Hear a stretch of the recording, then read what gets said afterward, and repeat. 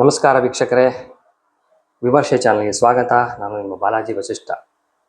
ಬನ್ನಿ ಇವತ್ತಿನ ವಿದ್ಯುನ್ಮಾನಗಳನ್ನು ನೋಡೋಣ. ಇವತ್ತಿನ ವಿದ್ಯುನ್ಮಾನಗಳ ಪ್ರಕಾರ ನೋಡಿ, ಪಾಕಿಸ್ತಾನ ಮತ್ತೆ ತನ್ನ ಕಂತ್ರಿ ನರಿಬುದ್ಧಿಯನ್ನು ತೋರಿಸಿದೆ. ಕಂತ್ರಿಗಳವರು ಯಾಕೆ ಅಂದರೆ, ತಾವೇ ಅಮೆರಿಕ ಮುಂದೆ ಹೋಗಿ ಮಧ್ಯಸ್ಥಿಕೆ ಮಾಡಿ ನಮಗೆ ಕದನ ವಿರಾಮವನ್ನು ನೀವು ಭಾರತಕ್ಕೆ ಹೇಳಿ ನಮಗೆ ಕದನ ವಿರಾಮವನ್ನು ನೀವು ಕೊಡಿಸಿ ಅಂತ ಮಂಡಿ ಊರಿ ನಿಂತಹ ಪಾಕಿಸ್ತಾನ ಅಮೇರಿಕದ ಮಾತನ್ನ ಮಧ್ಯಸ್ಥಿಕೆಯನ್ನು ಭಾರತ ಒಪ್ಪಿ ಕದನ ವಿರಾಮವನ್ನು ಮಾಡಿತ್ತು. ಆದರೆ 2 ಗಂಟೆಗೆ ಮತ್ತೆ ಪಾಕಿಸ್ತಾನ್ ತನ್ನ ನರಿಬುದ್ಧಿಯನ್ನು ತೋರಿಸಿ ತಿರುಗ ದಾಳಿ ಮಾಡಿತ್ತು. ಅದಕ್ಕೆ ಭಾರತವಂತೂ ಪ್ರತ್ಯುತ್ತರ ಕೊಟ್ಟಿದೆ. ಎಷ್ಟೋ ವಾಯುವ್ಯ ನೆಲೆಗಳನ್ನು, ಪಾಕಿಸ್ತಾನ ವಾಯು ನೆಲೆಗಳನ್ನು ಧ್ವಂಸ ಮಾಡಿ ಪ್ರತೀಕಾರವನ್ನು ತೋರಿಸಿದೆ. ಮತ್ತೆ ನರೇಂದ್ರ ಮೋದಿಯವರು ಅಮೇರಿಕಾದ ಮಧ್ಯಸ್ಥಿಕೆಯಲ್ಲಿ ಮಾತಾಡಿ ಒಂದು ಷರತ್ತುಬದ್ಧವಾದಂಥ ಒಂದು ನಿಯಮಗಳನ್ನು ಹಾಕಿದ್ದಾರೆ. ಏನು ಅಂತಂದರೆ, ನಾವು ಕದವಿರಾಮಕ್ಕೂ ಸೈ, ಯುದ್ಧಕ್ಕೂ ಸೈ ಅಂತ ಒಂದು ಘೋಷಣೆಯನ್ನು ಮಾಡಿದ್ದಾರೆ. ಕೆಲವು ನಿರ್ಬಂಧಗಳನ್ನು ಹಾಕಿದ್ದಾರೆ. ಇನ್ನಾದರೂ ಯುದ್ಧವನ್ನು ನಿಲ್ಲಿಸಿ ಗಡಿ ಪ್ರದೇಶಗಳಲ್ಲಿ ಶಾಂತಿ ನೆಲೆಸಬೇಕು, ಆಗ ನಾವು ಬಿಡ್ತೀವಿ. ಇನ್ನು ಪಾಕಿಸ್ತಾನ ಭಯೋತ್ಪಾದಕರನ್ನು ಪಾಕಿಸ್ತಾನವೇ ತಂದು ಭಾರತದ ಗಡಿಗೆ ಒಪ್ಪಿಸಬೇಕು, ನಮ್ಮ ಸೈನಿಕರಿಗೆ ಒಪ್ಪಿಸಬೇಕು. ಇನ್ನು ಪಾಕಿಸ್ತಾನವೇ ಅವರ ಭಯೋತ್ಪಾದಕರ ಎಲ್ಲ ಬಿಡಾರಗಳನ್ನು ಅವರೇ ನಾಶ ಮಾಡಬೇಕು. ಇನ್ನು 4ನೇದು, ಪಾಕಿಸ್ತಾನ ಆಕ್ರಮಿತ ಕಾಶ್ಮೀರವನ್ನು ಭಾರತಕ್ಕೆ ಪೂರ್ತಿಯಾಗಿ ಒಪ್ಪಿಸಬೇಕು ಅನ್ನುವಂಥ ಎಷ್ಟು ನಿರ್ಬಂಧಗಳನ್ನು ನರೇಂದ್ರ ಮೋದಿ ಸರ್ಕಾರ ಇವತ್ತು ಪಾಕಿಸ್ತಾನ ಮುಂದೆ ಇಟ್ಟಿದೆ.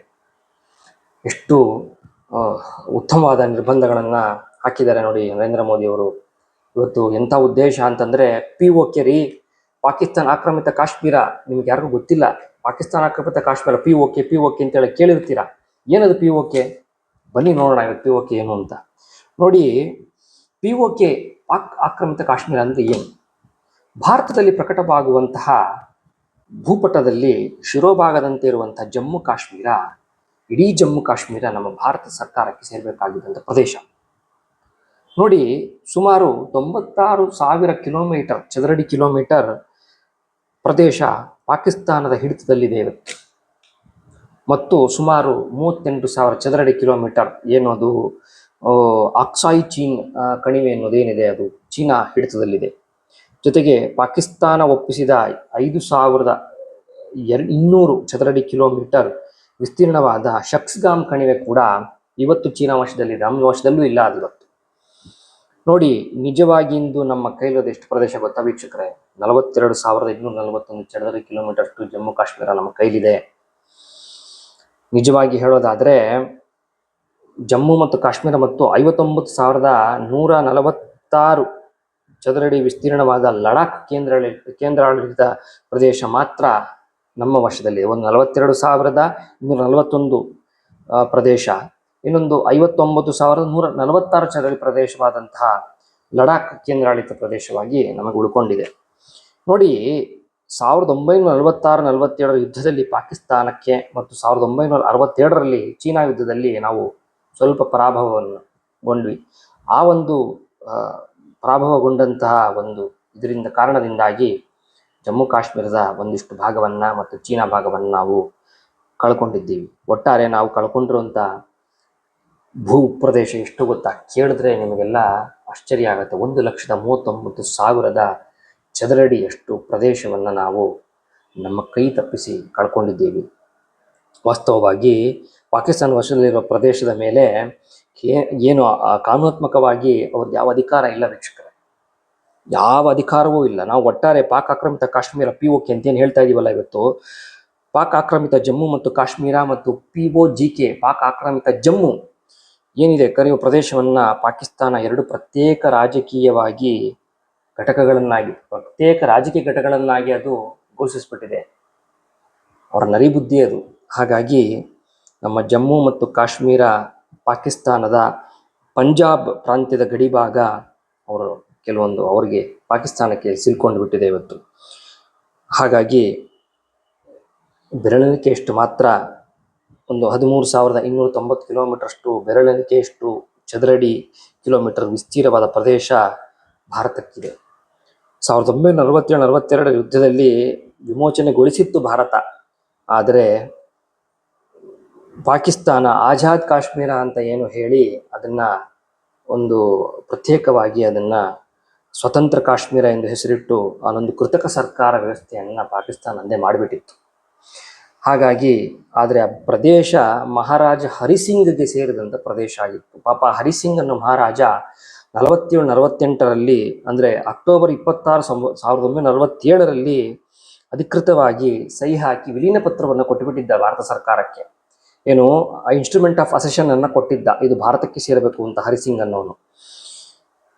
ಏನು ಆಜಾದ್ ಕಾಶ್ಮೀರ ಮತ್ತು ನಮ್ಮ ಜಮ್ಮು ಮತ್ತು ಕಾಶ್ಮೀರ ಉತ್ತರದಲ್ಲಿರುವ ನಾವು ಏನು ಈಗ ಪಾಕ್ ಆಕ್ರಮಿತ ಕಾಶ್ಮೀರದ ಭಾಗವೆಂದೇ ನಾವೇನು ಕರಿತಾ ಇದ್ದೀವಿ, ಗಿಲ್ಗಿಟ್ ಮತ್ತು ಬಲ್ಟಿಸ್ತಾನ್ ಅನ್ನುವಂಥ ಒಂದು ಪ್ರದೇಶ ಏನಿದೆಯಲ್ಲ, ಆ ಪಾಕಿಸ್ತಾನ ಕಾಶ್ಮೀರದ ಭಾಗ ಎಂದು ಹೇಳಿದೆ. ಅದು ತನ್ನ ದೇಶದ ಅಧಿಕೃತ ಭಾಗ ಎಂದು ಹೇಳ್ಕೊಳ್ತಾ ಇದೆ ಇವತ್ತು. ಯಾವುದು? ಗಿಲ್ಗಿಟ್ ಮತ್ತು ಬಾಲ್ಟಿಸ್ತಾನ್. ಆದರೆ ಅದರೊಳಗಡೆ ಇನ್ನೊಂದು ಸಂಚಿದೆ. ಅದರ ಹಿಂದೆ ಒಂದು ಮಹತ್ತರವಾದ ಸಂಚು ಮತ್ತು ಕೃತ್ರಿಮತೆಯ ಒಂದು ಕಥೆ ಇದೆ. ಏನು ಅಂತಂದರೆ, ಅದು ನೀವು ಗಮನಿಸಬೇಕು.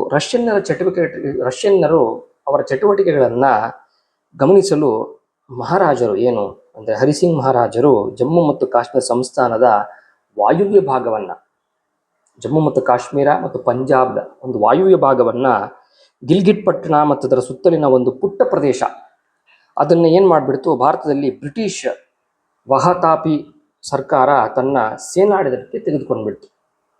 ಅದೇನು ಒಳ್ಳೆ ಉದ್ದೇಶಕ್ಕೆ ಕೊಟ್ಟಿದ್ರು ಅಂದರೆ ರಷ್ಯನ್ನರ ಒಂದು ಏನು ಚಟುವಟಿಕೆಗಳನ್ನು ಗಮನಿಸಲಿಕ್ಕೆ ಬ್ರಿಟಿಷರು ಅದನ್ನು ವಶಕ್ಕೆ ತೆಗೆದುಕೊಂಡ್ರು. ಅಲ್ಲಿ ಗಿಲ್ಗಿಟ್ ಸ್ಕೌಟ್ಸ್ ಎಂಬ ಒಂದು ಫೆಡರೇಷನನ್ನು ಸೇನೆಯನ್ನು ಒಂದು ಸ್ಥಾಪನೆ ಮಾಡಿತು ಆ ಪ್ರದೇಶದಲ್ಲಿ ಬ್ರಿಟಿಷರು. ಆದರೆ ರಾಜಕೀಯವಾಗಿ ಆ ಪ್ರದೇಶ ಮಹಾರಾಜರ ಕಾಶ್ಮೀರ ಸಂಸ್ಥಾನದ ಭಾಗವಾಗಿತ್ತು, ಹರಿಸಿಂಗ್ ಮಹಾರಾಜರ ಭಾಗವಾಗಿತ್ತದು, ಮಹಾರಾಜರ ಕಾಶ್ಮೀರ ಸಂಸ್ಥಾನದ್ದೇ ಭಾಗ ಆಗಿತ್ತದು. ಆಗಸ್ಟ್ 15, 1947ರಂದು ಭಾರತೀಯ ಉಪಖಂಡವನ್ನು ಬ್ರಿಟಿಷ್ ವಸಾಹತುಶಾಹಿ ಆಡಳಿತ ಅಂತ್ಯಗೊಂಡಿತ್ತು. ಅಂದರೆ ನಮಗೆ ಸ್ವತಂತ್ರ ಸಿಕ್ಕಿತ್ತು ಅವಾಗ. ಆದರೆ ತಕ್ಷಣ ಗಿಲ್ಗಿಟ್ ಪ್ರದೇಶದ ಮೇಲೆ ಬ್ರಿಟಿಷ್ ಸರ್ಕಾರ ಹೊಂದಿದ್ದ ಸೇನಾಪಡೆ ಏನು ಮಾಡ್ತು, ಅಂತ್ಯಗೊಂಡಿತ್ತಲ್ಲ. ಆದರೆ ಭಾರತ ಮತ್ತು ಪಾಕಿಸ್ತಾನ ನಡುವೆ ಅಕ್ಟೋಬರ್ 27, 1947ರಲ್ಲಿ ಯುದ್ಧ ಆರಂಭವಾಗಿತ್ತು. ಪಾಕಿಸ್ತಾನ ಮತ್ತು ಭಾರತದ ಮಧ್ಯೆ ಯುದ್ಧ ಆರಂಭ ಆಗಿತ್ತು. ಗಿಲ್ಗಿಟ್ ಸ್ಕೌಟ್ಸ್ನ ಮುಖ್ಯಸ್ಥ ವಿಲಿಯಂ ಎ ಬೌನ್ಸ್ ಅನ್ನೋ ಒಬ್ಬ ವ್ಯಕ್ತಿ ಗಿಲ್ಗಿಟ್ನಲ್ಲಿ ಪಾಕಿಸ್ತಾನದ ಧ್ವಜವನ್ನು ಅನಧಿಕೃತವಾಗಿ ಹಾರಿಸ್ಬಿಟ್ಟಿದ್ದ. ಯಾಕೆ ಅಂತಂದರೆ ಅದು ಪಾಕಿಸ್ತಾನದ ಪ್ರದೇಶನೇ ಅಲ್ಲ, ಅನಧಿಕೃತವಾಗಿ ವಿಲಿಯಂ ಬೌನ್ ಅನಧಿಕೃತವಾಗಿ ಪಾಕಿಸ್ತಾನ ಬಾವುಟವನ್ನು ಹಾರಿಸಿದ್ದ. ಯಾಕೆ ಹಾರಿಸಿದ್ದ ಅಂತಂದರೆ ಒಳಸಂಚಿದೆ ಅಲ್ಲಿ. ಹಾಗೆ ಮಾಡಲು ಅವನಿಗೆ ಕಾನೂನು ಪ್ರಕಾರವಾಗಿ ಅಧಿಕಾರವಿರಲಿಲ್ಲ. ಆದರೆ ಅದನ್ನು ಮಾಡಿದ್ದು ಲಂಡನ್ನಲ್ಲಿದ್ದ ಬ್ರಿಟಿಷ್ ಸಾಮ್ರಾಜ್ಯಶಾಹಿ ಸರ್ಕಾರದ ಒಂದು ಆದೇಶದ ಮೇರೆಗೆ ಮಾಡಿದ್ದ ಅವನು ವಿಲಿಯಂ ಬೌನ್ಸ್. ಯಾಕೆ ಮಾಡಿದ್ದ ಅಂತಂದರೆ ಅರಬ್ಬಿ ಸಮುದ್ರಕ್ಕೆ ರಷ್ಯನ್ನರು ಸಂಪರ್ಕ ಹೊಂದುವುದನ್ನು ತಡೆಯುವ ಉದ್ದೇಶದಿಂದ ಮಾಡಿದಂಥ ಒಂದು ಹುನ್ನಾರ ಅದು. ರಷ್ಯನ್ನರು ಅರಬ್ಬಿ ಸಮುದ್ರ ಮಾರ್ಗವಾಗಿ ಪ್ರವೇಶ ಮಾಡಬಾರದು ಅಂತ. 20ನೇ ಶತಮಾನದ ಆರಂಭದಲ್ಲಿ ಪಾಕಿಸ್ತಾನ ಸೃಷ್ಟಿಗೆ ಈ ಸಂಚೇ ಕಾರಣ. ಇದೇ ಸಂಚು ಮಾಡಿ ಬ್ರಿಟಿಷರೇ ಪಾಕಿಸ್ತಾನ ಹುಟ್ಟಾಕಿದ್ದು. ಬ್ರಿಟನ್ನವರೇ ಇವತ್ತು ಪಾಕಿಸ್ತಾನ ಹುಟ್ಟಾಕಿದ್ದು. ಇವತ್ತು ಬ್ರಿಟನ್ನವ್ರು ಸೈಲೆಂಟಾಗಿ ಕೈ ಕೊಟ್ಕೊಂಡು ಕೂತಿರೋ ನೋಡಿ. ಇವತ್ತು ಅವರ ಒಂದು ಹುನ್ನಾರ ಏನು, ಲಂಡನ್ನಿನ ಬ್ರಿಟಿಷ್ ಸಾಮ್ರಾಜ್ಯಶಾಹಿ ಸರ್ಕಾರದ ಆದೇಶದಿಂದ ಇಷ್ಟೆಲ್ಲ ಆಯಿತು. ಆ ಸಂಚಿನಿಂದಲೇ ಪಾಕಿಸ್ತಾನ ಸೃಷ್ಟಿಯಾಗಿದ್ದು. ಆಫ್ಘಾನಿಸ್ತಾನ ಮತ್ತು ಅರಬ್ಬಿ ಸಮುದ್ರದ ನಡುವೆ ತಮ್ಮ ಮಾತು ಕೆಲವು ಪುಟ್ಟ ರಾಷ್ಟ್ರವೊಂದನ್ನು ಅಸ್ತಿತ್ವದಲ್ಲಿ ಅದು ತಡೆಯಬಹುದು ಎನ್ನುವುದು ಅದು ಒಂದು ಉದ್ದೇಶ ಆಗಿತ್ತು, ಬ್ರಿಟಿಷರ ಲೆಕ್ಕಾಚಾರ ಆಗಿತ್ತದು. ಏಕೆಂದರೆ ಆಗಿನ ಆಫ್ಘಾನಿಸ್ತಾನ ಮತ್ತು ಅಲ್ಲಿನ ಸಣ್ಣ ರಾಷ್ಟ್ರಗಳು ಭಾರತದ ಪರವಾಗಿತ್ತು. ಆದರೆ ಇದೆಲ್ಲವನ್ನು ಪಾಕಿಸ್ತಾನಕ್ಕೆ ನಾವು ಮಾಡಿಕೊಟ್ಟು ಪಾಕಿಸ್ತಾನ ಭಾರತಕ್ಕೆ ವಿರುದ್ಧ. ಮತ್ತು ರಷ್ಯನ್ನರು ಪಾಕಿಸ್ತಾನ ಮತ್ತು ಇಂಡಿಯಾ ಮಧ್ಯೆ ನಡೆಯುವಂಥ ವ್ಯಾಪಾರ ಮತ್ತು ವಹಿವಾಟುಗಳು, ಅದರ ವ್ಯವಹಾರಗಳು ತಪ್ಪಿಸಬೇಕು ಅನ್ನೋ ಒಂದೇ ಒಂದು ಹುನ್ನಾರ ಬ್ರಿಟಿಷರದಾಗಿತ್ತು. ಹಾಗಾಗಿ ಈ ಒಂದು ತಡೆಯುವಂಥ ಹುನ್ನಾರದಲ್ಲಿ ಬ್ರಿಟಿಷ್ ಅವರು ಮಾಡಿದಂಥ ಒಂದು ಸಂಚು, ಆ ಪ್ರಕಾರ ಪಾಕಿಸ್ತಾನವು ಸೃಷ್ಟಿಯಾಯಿತು. ಆದರೆ ಕಾಶ್ಮೀರ ಇಡಿಯಾಗಿ ಭಾರತದ ವಶಕ್ಕೆ ಬಿದ್ದರೆ ಆಫ್ಘಾನಿಸ್ತಾನದ ತೆಳು ವಖಾಯ್ ಕಾರಿಡಾರ್ ಮೂಲಕ ಹಿಂದಿನ ಸೋವಿಯತ್ ಯೂನಿಯನ್ ಮತ್ತು ಸ್ವತಂತ್ರ ಭಾರತದ ನಡುವೆ ಸಂಪರ್ಕ ಉಂಟಾಗಬಹುದು. ಸೋವಿಯತ್ ಯೂನಿಯನ್ನಲ್ಲಿ ಆಫ್ಘಾನಿಸ್ತಾನ ಇತ್ತು. ಆಫ್ಘಾನಿಸ್ತಾನಕ್ಕೂ ಭಾರತಕ್ಕೂ ಯಾವುದೇ ಥರ ವೈಷಮ್ಯ ಇರಲಿಲ್ಲ. ಅದು ಒಂದು ಮಿತ್ರ ರಾಷ್ಟ್ರಗಳಾಗಿತ್ತು. ಇನ್ನು ಅವರಿಗೆ ಸಂಪರ್ಕ ಉಂಟಾಗುತ್ತೆ ಅನ್ನೋ ಒಂದೇ ಒಂದು ಕಾರಣಕ್ಕೆ, ಸೋವಿಯತ್ ಯೂನಿಯನ್ನಲ್ಲಿ ಸಂಪರ್ಕ ಉಂಟಾಗಬಹುದು ಅನ್ನೋ ಒಂದೇ ಒಂದು ಕಾರಣಕ್ಕೆ ಇದನ್ನು ಮಾಡೋದು. ಈ ಮೂಲಕ ರಷ್ಯನ್ನರು ಅರಬ್ಬಿ ಸಮುದ್ರಕ್ಕೆ ಕಾಲಿಡ್ತಾರೆ ಎಂದು ಶಂಕಿಸಿ ಬ್ರಿಟಿಷರು ಮತ್ತು ಬ್ರಿಟಿಷ್ ಹಾಗೂ ಭಾರತ ಮತ್ತು ಸೋವಿಯತ್ ಯೂನಿಯನ್ ನಡುವೆ ಹತ್ತಿರದ ಭೂಸಂಪರ್ಕವನ್ನ ಕಡಿತಗೊಳಿಸಬೇಕು ಅಂತ ಬ್ರಿಟಿಷರು ಮಾಡಿದಂಥ ಒಂದು ಇತಿಹಾಸದಲ್ಲಿ ಮಾಡಿದಂಥ ಒಂದು ದೊಡ್ಡ ಹುನ್ನಾರ ಈ ಪಾಕಿಸ್ತಾನ ಸೃಷ್ಟಿಯಾಗಿತ್ತು. ನೋಡಿ, ನವೆಂಬರ್ 1947ರಂದು ಪಾಕಿಸ್ತಾನ ಧ್ವಜ ಹಾರಾಡಿತ್ತಲ್ಲಿ. ನಂತರ ಮುಂದಿನ 14 ತಿಂಗಳು ಪ್ರಥಮ ಕಾಶ್ಮೀರ ಯುದ್ಧದಲ್ಲಿ ಪಾಕಿಸ್ತಾನ್ ಗಿಲ್ಗಿಟ್ ಪೂರ್ವಕ್ಕಿದ್ದ ಬಲ್ಟಿಸ್ತಾನ್ ಮತ್ತು ಹುಮ್ಜಾ ಅಂತ ಒಂದು ಪ್ರದೇಶ, ಅಲ್ಲಿ ದಕ್ಷಿಣಕ್ಕಿದ್ದ ಪಾರ್ವತಿ ಬೆಟ್ಟ ಹಾಗೂ ಸ್ಕರಾದು ಪಟ್ಟಣ ಹಾಗೂ ನೀಲಂ ಕಣಿವೆ ಮತ್ತು ಕಾರ್ಗಿಲ್ ಒಂದು ಪ್ರದೇಶಗಳನ್ನ ಆಕ್ರಮಿಸಿಕೊಂಡು ಬಿಟ್ಟಿತ್ತು ಪಾಕಿಸ್ತಾನ. ಅದರಲ್ಲೂ ಗಿಲ್ಗಿಟ್ಗೆ ಸೇರಿಸಿ ತನ್ನ ಅಧಿಕೃತ ಪ್ರದೇಶ ಅಂತ ಘೋಷಿಸ್ಬಿಡ್ತು. ಭಾರತೀಯ ಸೇನೆ ಉದ್ದೇಶದಿಂದ ಕಿಶನ್ ಗಂಗಾ ನದಿ, ಅವಾಗ ಏನ್ ಮಾಡ್ಬಿಟ್ರು ಭಾರತೀಯ ಸೇನೆ, ಇವೆಲ್ಲ ಕಾರ್ಗಿಲ್ಲು, ಪಾರ್ವತಿ ಬೆಟ್ಟ, ಸ್ಕಾರದ ಪಟ್ಟಣ, ನೀಲಂ ಕಣಿವೆ, ಜುಮ್ಜಾ ಮತ್ತು ಬಲ್ಟಿಸ್ತಾನ್ ಎಲ್ಲ ಅದು ಅನಧಿಕೃತವಾಗಿ ತಮ್ಮ ದೇಶ ಅಂತ ಘೋಷಿಸ್ಬಿಟ್ರಲ್ಲ. ಆಗ ಭಾರತ ಸೇನೆ ಉದ್ದೇಶಿಸಿದಂತೆ ಕಿಶನ್ ಗಂಗಾ ಅಂತ ಒಂದು ಸೇತುವೆ, ಆ ನದಿಯ ಸೇತುವೆ ಇತ್ತು, ಭಾರತಕ್ಕೂ ಪಾಕಿಸ್ತಾನಕ್ಕೂ ಸಂಪರ್ಕ ಮಾಡುವಂತ ಸೇತುವೆ. ಆ ಸೇತುವೆಯನ್ನ ನಾಶ ಮಾಡುವಂತ ಒಂದು ಉದ್ದೇಶದಲ್ಲಿ ಭಾರತ ಸೇನೆ ಇತ್ತು. ಆ ಸೇತುವೆಯನ್ನು ನಾಶ ಮಾಡಿಬಿಟ್ಟಿದ್ದಿದ್ರೆ ಪಾಕಿಗಳ ಮೇಲೆ ಆ ಪಾಕಿಗಳು ಆ ಪ್ರದೇಶಕ್ಕೆ ಪ್ರವೇಶಿಸಲು ಆಗ್ತಾನೆ ಇರಲಿಲ್ಲ. ಭಾರತಕ್ಕೆ ಮತ್ತು ಪಾಕಿಗೆ ಸಂಪರ್ಕ ಕಳೆದು ಹೋಗ್ತಿತ್ತು. ಆದರೆ ನಮ್ಮ ಸೇನೆ ಯೋಜನೆಗೆ ಅಡ್ಡಗಾಲಿಟ್ಟಿದ್ದು ಯಾರು ಗೊತ್ತಾ? ಮಹಾಶಯ ಒಬ್ಬ ಇದ್ನಲ್ಲ, ಪಂಡಿತ್ ಜವಾಹರ್ಲಾಲ್ ನೆಹರು ಅನ್ನೊಬ್ಬ ನೀಚ, ಅವನು ಮಾಡಿದಂಥ ಕೆಲಸ ಇದು. ಜವಾಹರ್ಲಾಲ್ ನೆಹರು ಕಿಶನ್ ಗಂಗಾ ಸೇತುವೆ ಉಳಿಯುವಂತೆ ಮಾಡದ. ಆಮೇಲೆ ಮೂಲಕ ಪಾಕಿಗಳಿಗೆ ನಿರಾಸವಾಗಿ ಅದರ ಮೇಲೆ ಸಂಚಾರ ಮಾಡುವಂಥ, ಹೋಗಿ ಬರುವಂಥ ಕಾರ್ಯಗಳಾಗಬೇಕು ಅನ್ನುವಂಥ ಹುನ್ನಾರವನ್ನ ನೆಹರು ಮಹಾಶಯ ಪಂಡಿತ್ ಆ ನೀಚ ಅವನು ಮಾಡ್ದ. ಇಷ್ಟೆಲ್ಲ ಆಗಬೇಕಾದ್ರೆ ಆ ಪರಮ ನೀಚ, ಆ ಅಯೋಗ್ಯ ಜವಾಹರ್ಲಾಲ್ ನೆಹರುವಿಂದ ಸಾಧ್ಯ ಆಯಿತು. ಹಾಗೆ ಪಾಕಿಸ್ತಾನ ಆಕ್ರಮಿಸಿಕೊಂಡ ಪ್ರದೇಶಗಳಲ್ಲಿ ಕಾರ್ಗಿಲ್ ಉನ್ನತ ಪ್ರದೇಶಗಳನ್ನು 1971ರಲ್ಲಿ ನಮ್ಮ ಸೇನೆ ಮರುವಶಪಡಿಸಿಕೊಂಡಿತ್ತು.